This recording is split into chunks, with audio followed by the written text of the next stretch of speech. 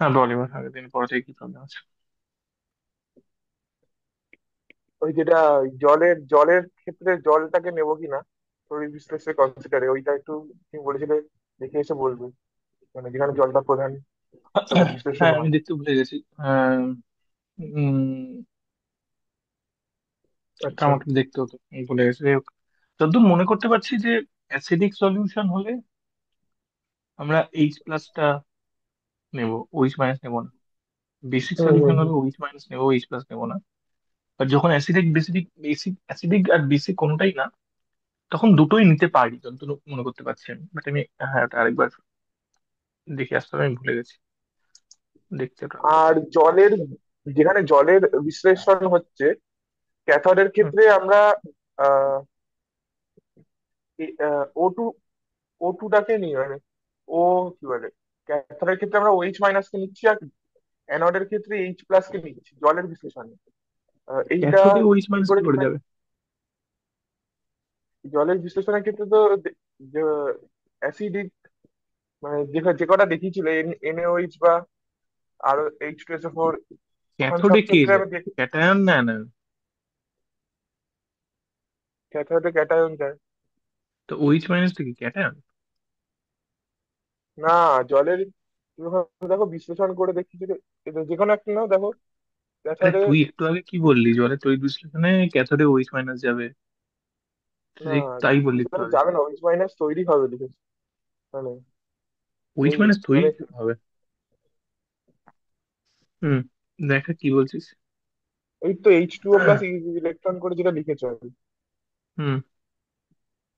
তো ওখানে তো তাই লিখেছে। আচ্ছা আচ্ছা আচ্ছা হ্যাঁ, মানে এটা তো রিলিজ হচ্ছে না, এটা সলিউশনেই ফিরে আসছে, তাই না? হ্যাঁ মানে এই মানে ক্যাথোডে যখন জলের সাথে ইলেকট্রন যুক্ত হবে তখন যেটা তৈরি করছে, হুম। অ্যানোডে জল বিশ্লেষিত হলে সেটা তৈরি হচ্ছে না কেন, আমার সেটাই প্রশ্ন। দুটো, ক্যাথোডে কি ধরনের রিয়াকশন হয়, জারণ না বিজারণ? ক্যাথোডে বিজারক। তো এখানে তো দুটো বিজারণের সম্ভাবনা দেখানো হয়েছে।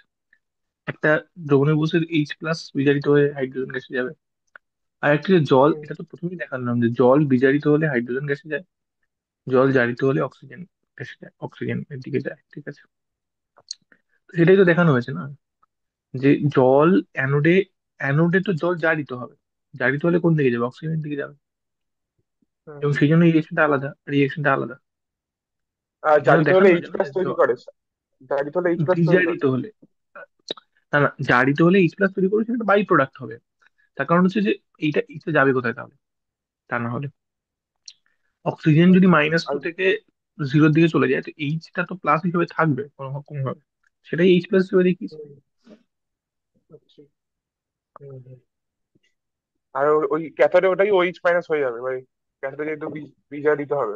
মানে মানে এটা এরকম করে ভাবতে পারিস যে এখানে জলের এইচ প্লাসটা বেসিক্যালি বিজারিত হচ্ছে, ওই হাফ এইচ টু যাচ্ছে, আর OH minus as it is থাকছে। আর এটাকে এরকম করে ভাবতে পারিস যে এর এইচ প্লাসটা অ্যাজ ইট ইজ থাকছে, ওইচ মাইনাসটা থেকে কোনোভাবে অক্সিজেন তৈরি হচ্ছে জারিত হয়ে। বুঝতে পারছি না, বুঝতে পারছি? আচ্ছা আচ্ছা।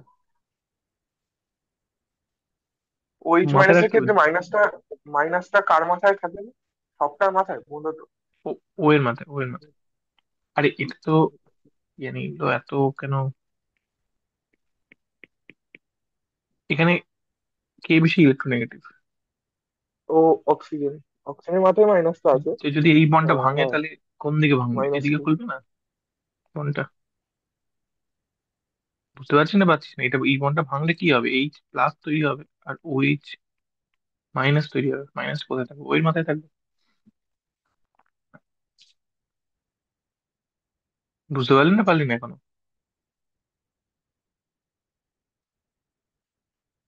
তোর কথা আবার শোনা যাচ্ছে না যদি কিছু বলে থাকিস। হ্যাঁ তোর কথা শোনা যাচ্ছিল না, তুই বুঝতে পারলি না, পারলি না? দাঁড়াও, হ্যাঁ সেটা ঠিক আছে, বুঝেছি বুঝেছি হুম। বুঝেছি। আর কি বক্তব্য আছে? আর একটা জায়গায় একটু ভুল, মানে একটা জাস্ট ইলেকট্রনটা দেখানো হয়নি, ওই অ্যানোড, ওইটাই ওখানে ওখানে দেখো, ওই এনএইচটা, এটা আগেরটা। হুম হুম এনএইচ এর অ্যানোডের লাস্টেরটা, ওখানে একটা ইলেকট্রন দুটো ইলেকট্রন যুক্ত হবে হুম বেসিক্যালি। হুম এইচ টু জারক, যুক্ত এইচ হবে টু না, জারক মুক্ত হবে। হুম মুক্ত হবে, হ্যাঁ। হুম হুম হুম। হুম, আর হচ্ছে, ঠিক আছে। হ্যাঁ ঠিক আছে, আর কোনো প্রবলেম নেই। আর হচ্ছে গিয়ে হুম আম, ওই যেখানে এফটা ক্যালকুলেট করে দেখিয়েছো, ওইখানে বেসিক্যালি মানে আমাকে, যেহেতু এফটাকে একটা কনস্ট্যান্ট ভ্যালু আনতে হবে, তাই তখন নোন ভ্যালু গুলো দিয়ে প্রকাশ করার জন্য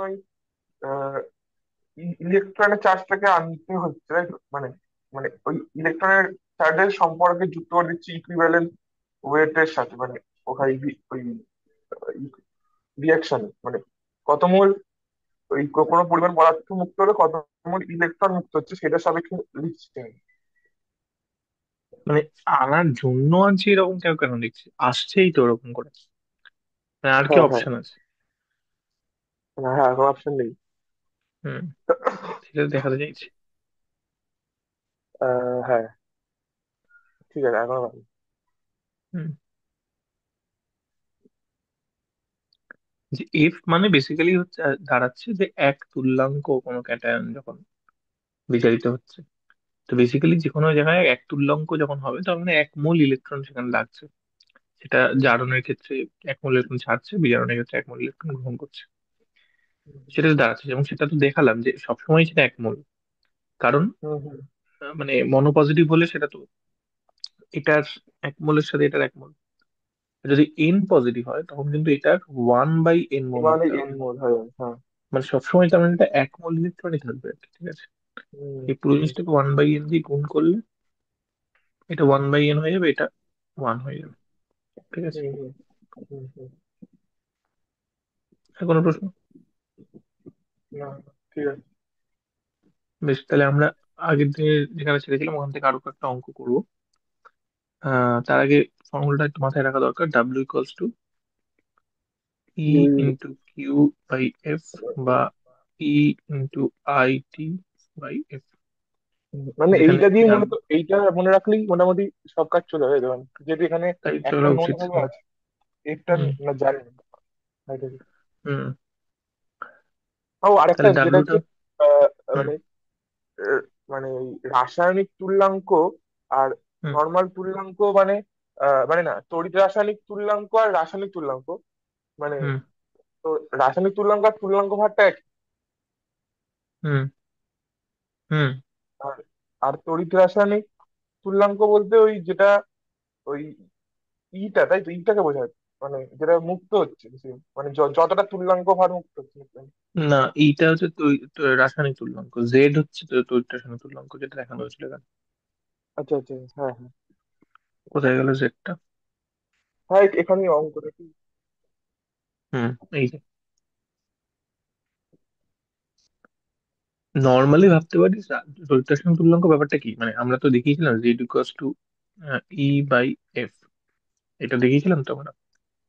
এবার হুম সেটা কি কি হচ্ছে যদি ভাবতে পারিস, তার মানে এটা হচ্ছে তড়িৎ রাসায়নিক তুল্যাঙ্ক, আর এটা হচ্ছে এফ, ফ্যারাডে কনস্ট্যান্ট, যেটা 96,500 ছিল, কুলম্ব হুম পার ইকুইভ্যালেন্ট ছিল, ঠিক আছে। হুম তার মানে কি দাঁড়াচ্ছে যে ইকুইভ্যালেন্ট ওয়েট কে 96,500 কুলম্ব পার ইকুইভ্যালেন্ট দিয়ে ভাগ করছে।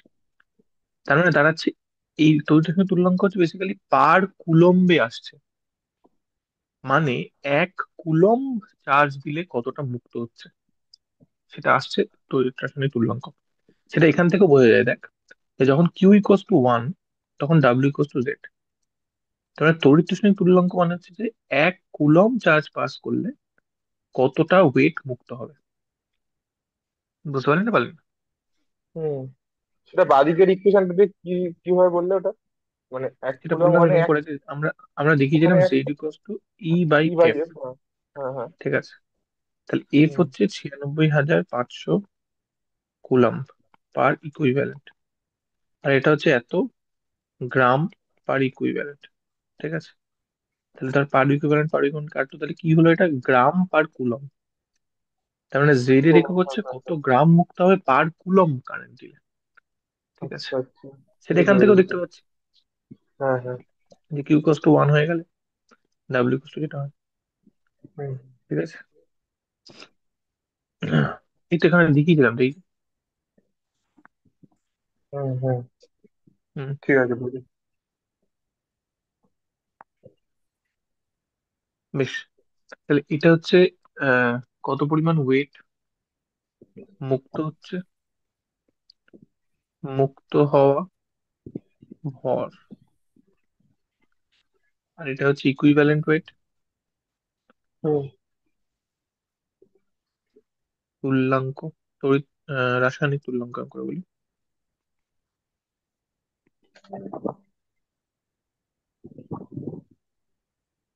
এটা হচ্ছে ফ্যারাডে কনস্ট্যান্ট।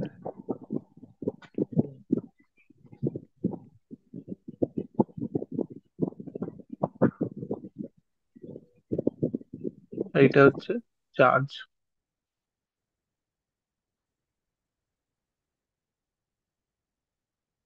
চার্জ পাস্ট, কত পরিমাণ চার্জ টোটাল পাঠিয়েছে, ঠিক আছে। বেশ। তাহলে আমরা যে অবধি করেছিলাম তারপর থেকে করার চেষ্টা করা যাক 4 নম্বর অঙ্কটা।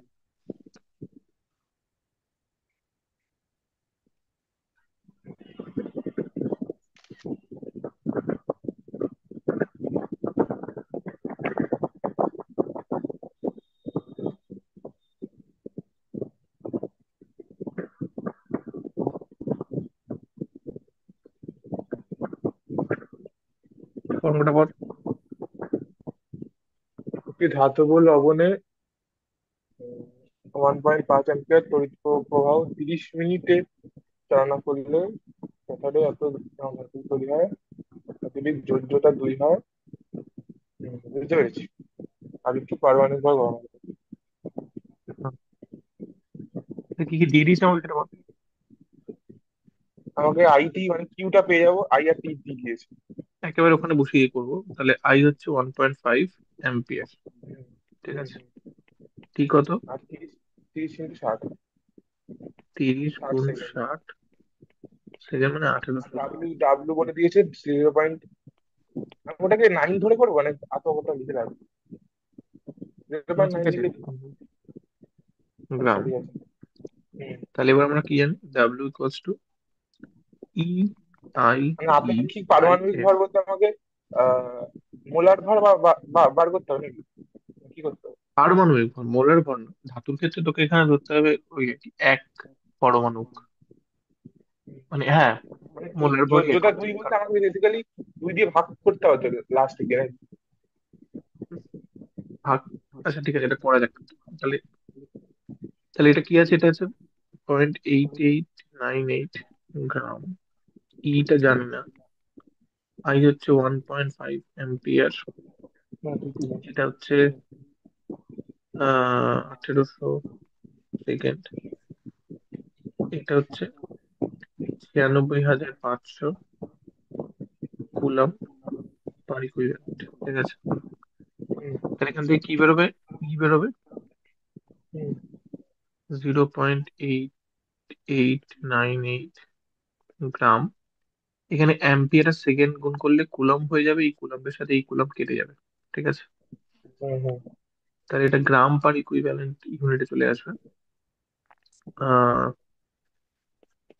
96,500 ইকুইভ্যালেন্ট ইনভার্স করে দিলাম এখানে, জাস্ট কারণ কুলম্বের সাথে কুলম্বটা কাটবে। আর 1.5, 1800, ঠিক আছে।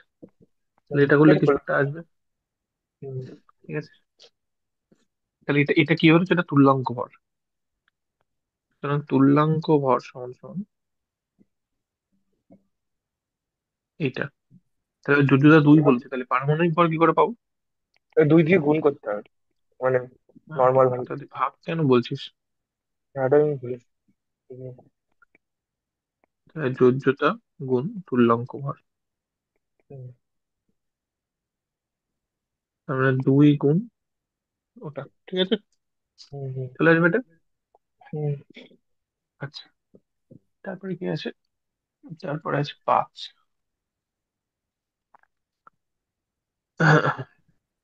আচ্ছা, আম, এটাকে করি। কিছু নেই, মানে সেরকম কিছু নেই। আমি পুরোটা করাচ্ছি না, তাড়াতাড়ি করে করি, জাস্ট কি করে দিচ্ছি। মানে ওই ট্রান্সফার মানে এগুলোই দেবে, মানে খালি ওই একবারে ডাইরেক্ট না বলে তুই এটার থেকে ওটা বার করে আমাকে করতে হবে নাকি হ্যাঁ এরকম? হ্যাঁ হ্যাঁ, কিছুই না। ফর্মুলাটা পড়। ক্যাডমিয়াম সল দ্রবণযুক্ত তড়িৎ বিশ্লেষক মানে তড়িৎ বিশ্লেষক কোষের সঙ্গে 100 ওয়াট 110 ভোল্ট একটি ভাস্বর দ্বীপ শ্রেণী সমবায় যুক্ত আছে। আচ্ছা, 10 ঘন্টা ধরে তড়িৎ প্রবাহ চালনা করলে ক্যাডমিয়ামে কত ভার তড়িৎ দ্বারে সঞ্চিত হবে? হুম, আচ্ছা, মানে আমাকে ডাব্লুটা বের বের করতে হবে, তাই তো? হ্যাঁ। ডাব্লুটা বের করতে হবে। 100 ওয়াট পার ভোল্ট মানে ওখান থেকে হ্যাঁ, মানে আবার দেখার চেষ্টা কর কি কি দিয়েছে। তাহলে W equals to E E Q by A I T I by T. F. ঠিক আছে। তাহলে তোকে কি, এফ তো কনস্ট্যান্ট, প্রশ্ন নেই, ডাব্লিউ বার করতে হবে। তাহলে আইটা আইটা রাখবে, আইটা হচ্ছে ওই ওয়াট ভোল্ট, ওয়াটটা মানে ওয়াট তাহলে আচ্ছা, আসছি আসছি। তাহলে এখান থেকে কিছু একটা ভাবে এই এই ইনফরমেশন টুকু থেকে আই আর টিটা আসবে। টিটা তো আছে, আইটা বার করতে হবে, যাই হোক। আর ই কি দিয়ে দিয়েছে? ই দিয়েছে কিনা, ই তো ক্যাডমিয়ামে মোলার ভর দিয়ে দিয়েছে, ওখান থেকে বার বার করে নেবে। মূলের ভর থেকে কি করে বার করবে সেটা বল। ক্যাডমিয়ামের মানে মোলার ভর থেকে বার করা যাবে, ওখানে আমাকে জানতে হবে যে ওটা মানে ক্যাডমিয়ামের সংকেত, ক্যাডমিয়াম সল্টের সংকেত তো আমি জানি না, সংকেত তো। তাহলে ক্যাডমিয়াম সালফেট হচ্ছে ও সালফেট, ও CuSO4। সালফেট আছে তো, SO4 2 তার মানে 2 দিয়ে ভাগ করতে হবে। SO4 এর সাথে আরেকটা বলতে যা, কি বলছিস? ক্যাডমিয়াম সালফেট এরকম না হয়, যদি এরকম হতো, ধর কত কথা বলছি আমি। না, বুঝতে পেরেছি। আরে আমি ছোট তাহলে ভাবে কি হতো? বললাম মানে হ্যাঁ, ক্যাডমিয়াম সল্টের সংকেত তো জানতে হবে। তাহলে ক্যাডমিয়াম সালফেট, ক্যাডমিয়ামের জড়তা 2, ঠিক আছে। তাহলে এটা হচ্ছে 112.4 ভাগ 2, ঠিক আছে, গ্রাম পার ইকুইভ্যালেন্ট হবে। এটা করবে কিছু একটা, 56.2। তাহলে আমাকে টি কত বলে দিয়েছে এবার তাহলে? 10 ঘন্টা। তার মানে হুম। 36,000 সেকেন্ড। ঠিক আছে। আচ্ছা, এবার কি জানি, এবার মানে আই বার করতে হবে। আই কি করে বার করবো বল দেখি। ওয়াটটা যেন ক্ষমতা হোক না, ক্ষমতা মানে ওয়াট ক্ষমতা। ভোল্টটা হচ্ছে হ্যাঁ, তাহলে কারেন্টের কি জিনিস। ক্ষমতা সমান সমান কি হয়, খেয়াল আছে? ক্ষমতা মানে হচ্ছে কোনো একটা বাতির ক্ষেত্রে, I/T যেরকম বেটা, কার্য সমান সমান কি বাতির ক্ষেত্রে? তাপীয় কার্য মনে কর, জুল, কার্য মানে জুল হচ্ছে এফেক্ট। হুম, জুল জুল পার সেকেন্ড মানে কার্যবাহী সময় মানে 1 সেকেন্ডে কতটা সেটা তো কাজ। ক্ষমতার গেল, আরে বাবা এক্সপ্রেশন জানতে চাইছে তোর কাছে। ও আচ্ছা। তাপীয় কার্যর ক্ষেত্রে যে জুল এফেক্ট হয়, যার জন্য হিট তৈরি হয়, তার হুম, ফর্মুলাটা কি ছিল? ফর্মুলা ছিল মানে I²R T, RT/RT, হ্যাঁ I²RT। বা I × V × T। ঠিক আছে, VT, VT, হ্যাঁ বিকজ IR মানে ভি। ঠিক আছে, হ্যাঁ হ্যাঁ হ্যাঁ হ্যাঁ। IR মানে ভি। ভি, তাহলে ক্ষমতা কি ছিল? ক্ষমতা ছিল কার্যবাহী সময়। ওটা ছিল কার্যবাহী সময়, হ্যাঁ। তাহলে মানে আই টি ভি। দিয়ে ভাগ হয়ে যাবে। IV, তাহলে আই হ্যাঁ। সমান সমান কি হবে? পি, ক্ষমতা বাই ভি মানে P/V। তাহলে এক্ষেত্রে কি আছে, 100 ওয়াট আছে ভাগ 110 ভোল্ট আছে, হুম, সরি 100। 100 ভোল্ট তাহলে সামথিং, আছে, 100 ওয়াট, 100 ওয়াট সামথিং ওই অ্যাম্পিয়ার বেরোবে এখানে।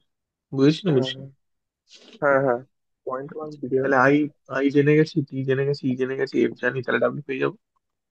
হুম বুঝেছিস? তাহলে হুম এটা করে হুম দেখাচ্ছি আমি। হুম। আচ্ছা, হয়।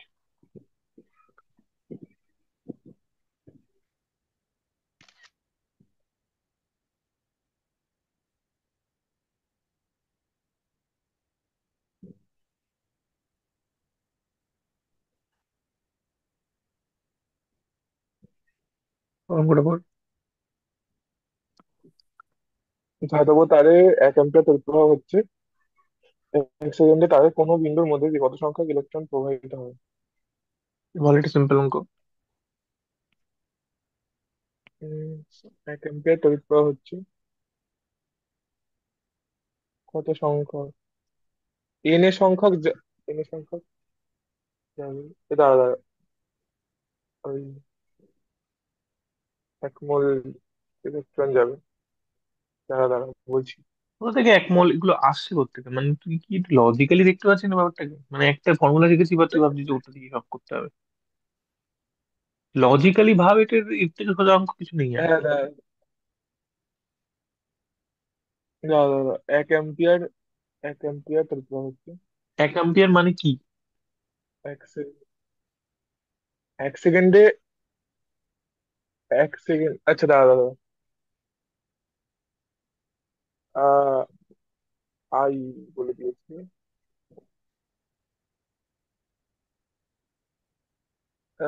1 অ্যাম্পিয়ার মানে 1 কুলম্ব পার সেকেন্ড। তার মানে 1 সেকেন্ডে কতটা কারেন্ট, কতটা চার্জ যাচ্ছে? 1 কুলম্ব, তারপরে ইলেকট্রনের চার্জ কত?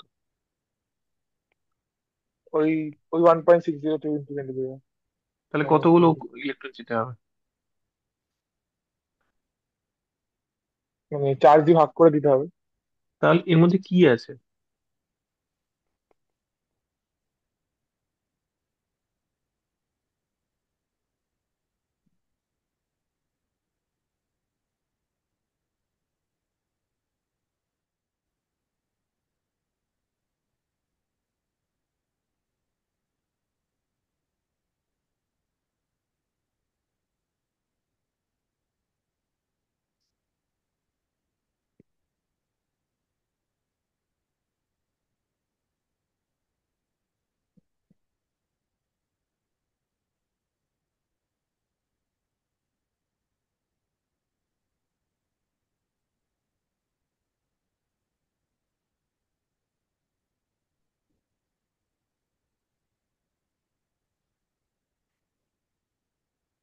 বোঝা গেছে না বোঝা যায়?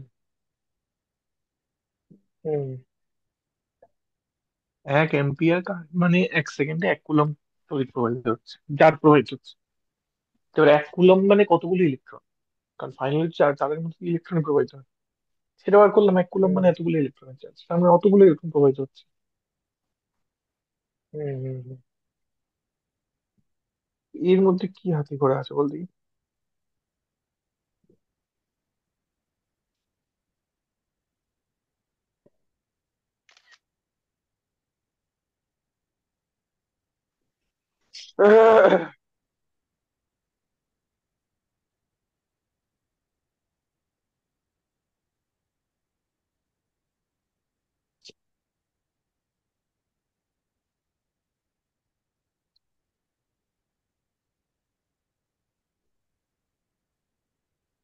পুরোটা অঙ্কটা পড়।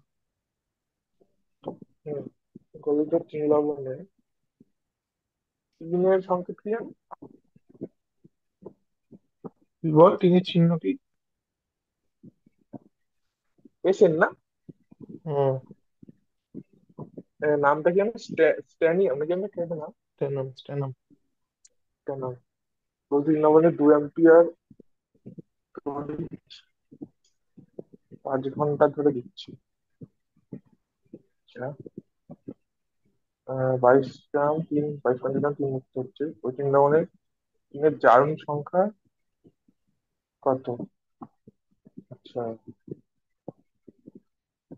কি কি দিয়েছে আগে বল, তাহলে জারণ কিভাবে সংখ্যা দিয়েছে না আবার। বলতে ওই মানে H2 আর এইচ এর জারণ সংখ্যা ওইটাই তো, মানে এইচ এর মাথায় কত, ওটা ওটা হ্যাঁ, কি? হ্যাঁ, হ্যাঁ।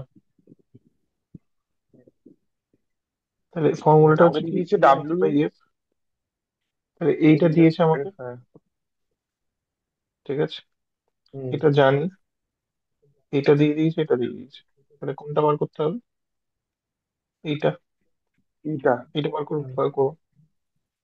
তাহলে ইকুইভ্যালেন্ট রোধ পেয়ে যাবো আমি টিনের। এই লবণে টিন ইকুইভ্যালেন্ট রোধ পেয়ে যাবো। আর টিনের পারমাণবিক গুরুত্ব দিয়ে দিয়েছে। তাহলে কি করে বার হুম করবো জারণ সংখ্যা? ভাগ করে দাও, ভাগ করে দাও। কোনটা দিয়ে কোনটাকে? মানে ওই আহ, আহ, আহ, আহ, আহ, হ্যাঁ তার মানে ডাব্লু মানে ডাব্লু বাই ওইটা করতে হবে, মানে কি বলবো, ডাব্লু বাই ওয়ান, 188.7। ডাব্লু তো বলেই দিয়েছে 22.2। ও আচ্ছা আচ্ছা আচ্ছা, সরি। মানে ইকুইভ্যালেন্ট ওয়েট, দাঁড়াও দাঁড়াও, আমাকে পেতে হবে জোর যাবে, তাই তো? মানে বুঝতে পেরেছি বুঝতে পেরেছি, দাঁড়াও দাঁড়াও। বলছি বলছি, গ্রাম পার ইকুইভ্যালেন্ট, পারমাণবিক গ্রাম পার,